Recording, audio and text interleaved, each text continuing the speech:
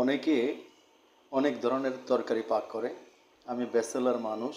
আজকে সিম, আলু, মুরগি দিয়ে রান্না করলাম নতুন একটি রেসিপি।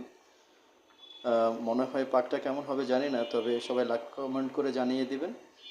আমরা সবাই আসলে সিম হলো জিঙ্ক, প্রচুর জিঙ্ক আছে সিমের মধ্যে। আর মাংসের মধ্যে প্রচুর পরিমাণে প্রোটিন, আলুর মধ্যেও প্রোটিন, সাথে টমেটো মিক্স ছিল।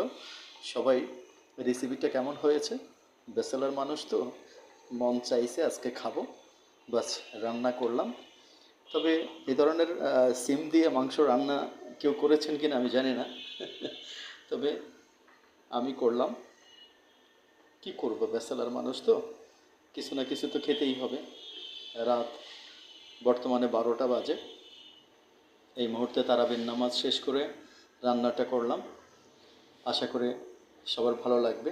এই ধরনের রেসিপি খুবই ভালো লাগবে ইনশাআল্লাহ। সবাই ভালো থাকবেন। আল্লাহ হাফেজ।